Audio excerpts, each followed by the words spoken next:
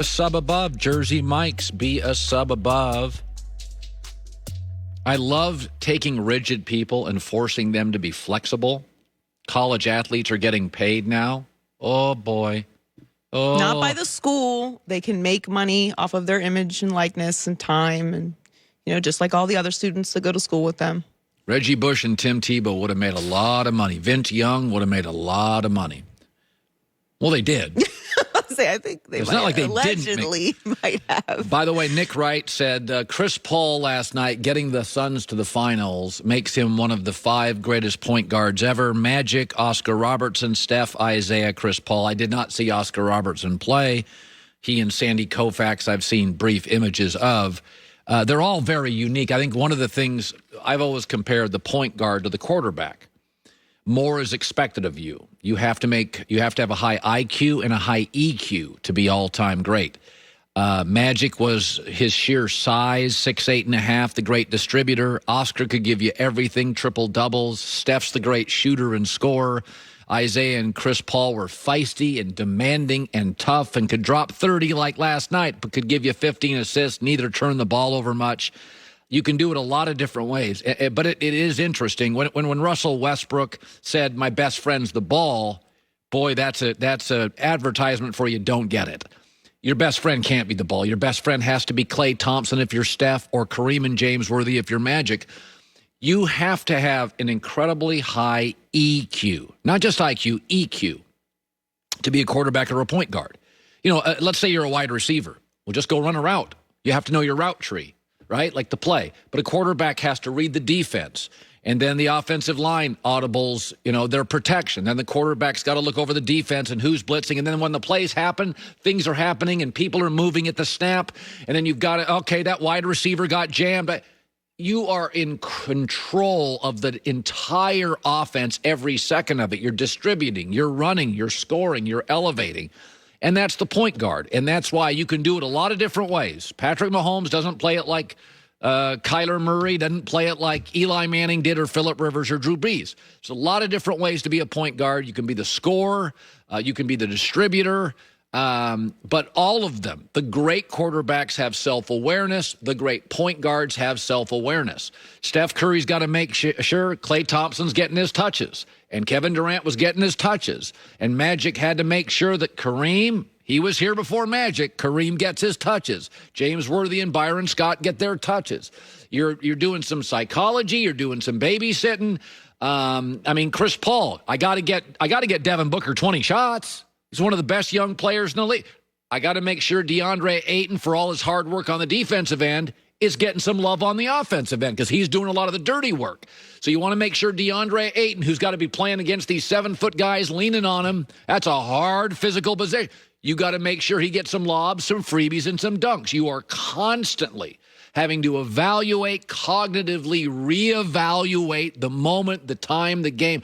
There's a lot of guys I've watched, Stevie Francis and Marbury, who are just incredible talents, but I never felt they understood that you can't live in a tunnel being a point guard or a quarterback. You can't just head down and go. You can do that with a lot of positions in football and basketball. If you're a wing and you score, and Ray Allen at the end of his career, hit jumpers. That's all we're asking. Go hit jumpers. Nothing wrong with that. That was his role. But it's a highly demanding position, and I think Chris Paul does it. Some of the things we talk about, I don't think Scottie Pippen had a great self-awareness writing that book against Michael Jordan.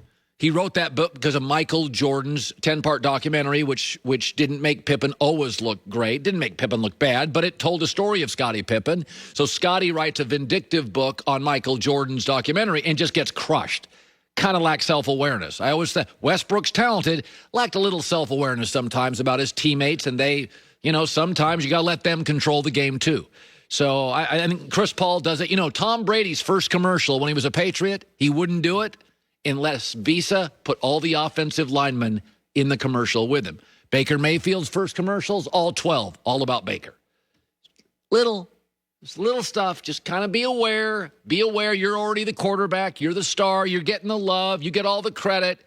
I want to spread that. You don't want to rip the medical staff. Don't want to rip Duke Johnson, the third-string running back, when he talks about touches.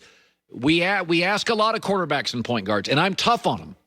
Now, I am tough on Westbrook. I've been tough on Baker and Jay Cutlers, and we demand more, we ask more, and frankly, you need more. You gotta do more. I'm going to be tougher on point guards. I'm going to be tougher on quarterbacks. It's harder. You control the tempo, the clock, who gets the shots, and it's a balancing game constantly. I mean, if you're Chris Paul, Devin's your best offensive player, but DeAndre Ayton's got to guard bigs. He's got bigs leaning on. So you got to make sure DeAndre Ayton gets some freebies. You got to make sure some of his points are easy because he's doing all the dirty work in the trenches.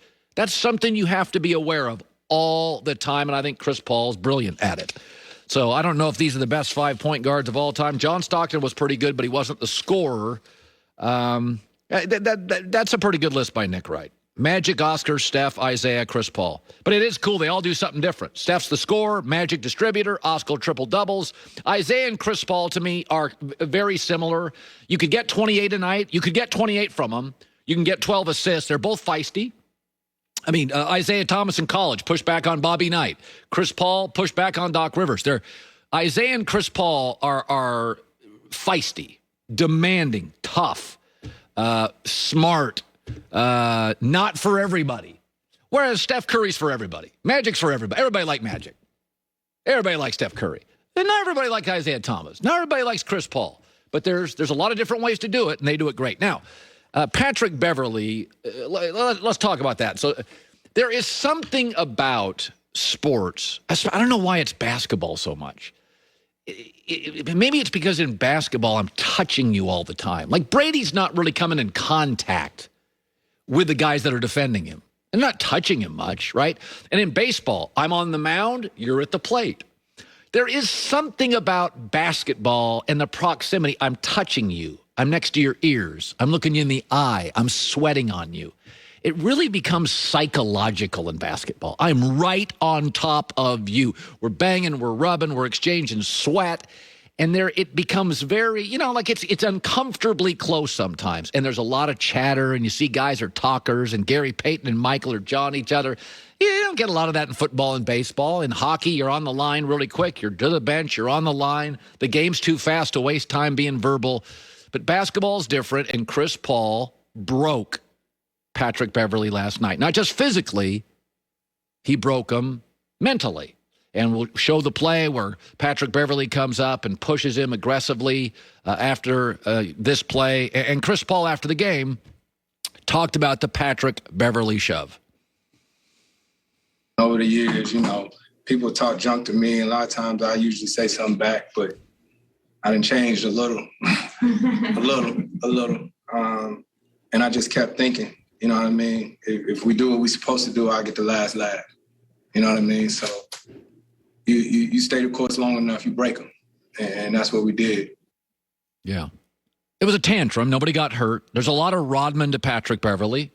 I don't think it's a great look for the Clippers. When you're in a town with the Dodgers, who have always sort of been elegant, the stadium's elegant, Vince Scully was elegant. The Dodgers are kind of an elegant franchise, winning franchise. The Lakers are always glamorous and sturdy. USC football's got 7 national championships. The Clippers are now the Rams, by the way. They have the most beautiful stadium, the richest or second richest owner. They're cool. Sean McVay, Matt Stafford. The Clippers are fighting an uphill battle for respect in Los Angeles, and that was kind of a chippy moment. It just didn't look very good. Like, that's my defining moment of the Clippers. Kawhi's not on the court. Say what you want about Kawhi. He's not on the court. Pat Bev is shoving Chris Paul violently, pretty violently. I just thought it was a bad look. It's embarrassing. It is. We like tough. We like gritty. You like a little chippiness. You like a little talk back.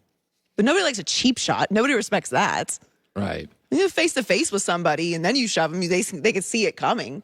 That's different. Running up on somebody's back, pushing them. It's like you said. Like, you can't say you didn't break him. He did.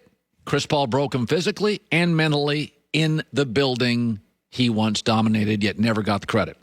Enjoy spa-like comfort. Tanklessmadesimple.com. Tanklessmadesimple.com. Check it out. Navien